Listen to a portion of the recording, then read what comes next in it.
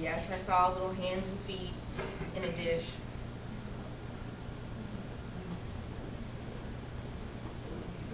That never fazed me.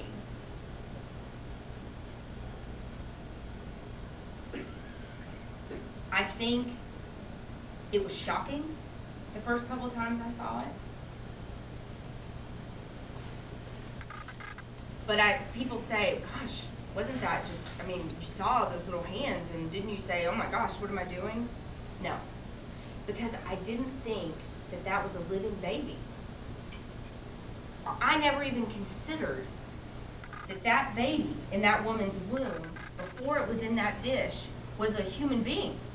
I never considered that that was a life in that woman's uterus. I never considered it until I saw that baby fighting for its life on that ultrasound screen. Never. So to see it outside of the womb, not living, didn't affect me. Because I never thought it was living in the first place. So those gory pictures, the gruesome pictures, that never bothered me. That never fazed me. And I can tell you, it doesn't faze half the women that come in and out of the clinic for abortion procedures. Because the clinic workers on the inside can excuse those away. And they can say, oh, I don't know where they got those pictures. That was like a 8-month baby. You're only like 5 or 6 weeks. There's nothing even formed. It's not even a baby yet. Yes. They can excuse those pictures away. It is not until they see that sonogram that they realize there is something living in my body. I am growing another human. That is the coolest thing that a woman can do, is to grow another human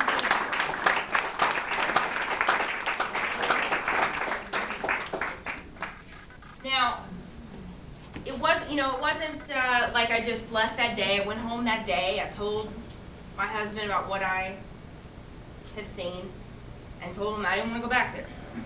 But my husband's a teacher, and that doesn't pay very much. I'm in Texas. And so I thought, we're dependent on 2 incomes. I've got 2 weeks until we're going to do surgical abortions again. So I've got 2 weeks to find another job. I thought that was reasonable, but it's not this economy. So I thought, okay, I'm going to find a job in 2 weeks. Sorry. It's on the internet all the time looking for another job.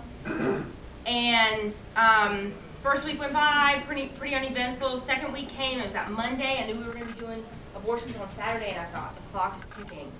I still haven't found a job. And I was sitting in my office, I was crying, and I was watching these women coming in and out of the clinic. We were doing medication abortions that day. And I knew that in their little bag, they had the pills to abort their baby.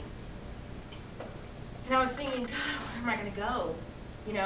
All of my friends are either working here with me, or they're involved in the pro-choice movement, and they are not going to understand what is going on with me right now. They're not going to get it. So where am I going to go? And I looked out of my window, and I saw 2 women praying outside of that clinic. And I thought, okay, I guess that's where I need to go.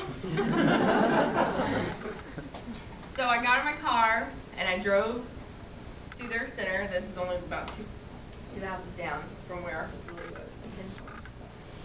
And I walked in, and I was just a mess. And after they picked their jaws up off the floor, I told them my story and told them that I didn't want to work there anymore.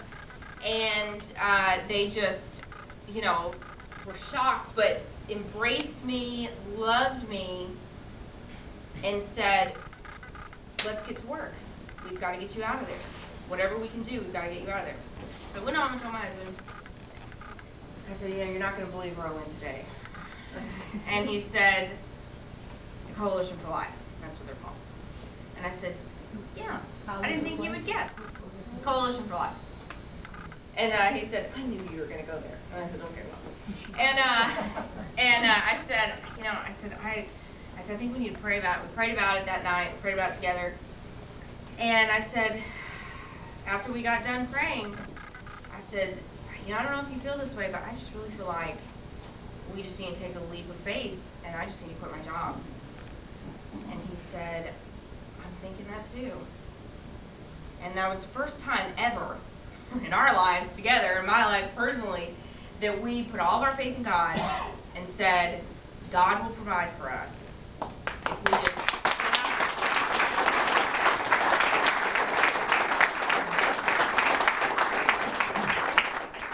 And so I did. So I went in the next day. I put in my resignation. And then a couple weeks later, when Planned Parenthood found out that I had now done a 180 on them, they filed a restraining order and a lawsuit against me. I was a little surprised, but not really, because that's how they operate. And they're nervous all the time. They're nervous about the pro-life movement, and that's why they have your picture. All of them. They're scared. So so we went to court, and they said, I'll just tell you a little about what happened. They went to court. My boss testified. It was horrible for them. My boss testified, and they said, well, do you have any proof that she took anything confidential, that she has anything that she's going to release? And my boss actually stood up there and said, no, but she has it in her head. And my lawyer said, well, Ms. Santos, how would you like us to extract that information?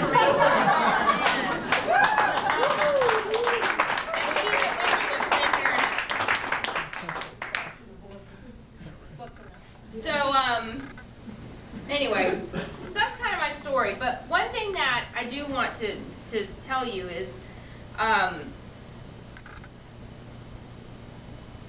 am more pro-choice than those workers are inside of Planned Parenthood and these abortion facilities.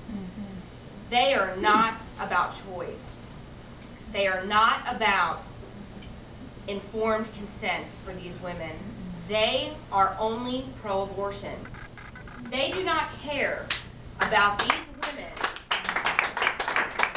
getting informed choices. They only want to give them information. They are only experts in abortion. If you ask them, when does my baby have a heartbeat? They have no idea. If you ask, what's the difference between open and closed adoption? They don't even know what that means. They have no clue. The only thing they know anything about is abortion. Now, what kind of choice is that for these women that are going in there? None. They cannot offer women choices that are going in and out of those clinics. There was a woman, and there was a husband and wife that came into the clinic one time, and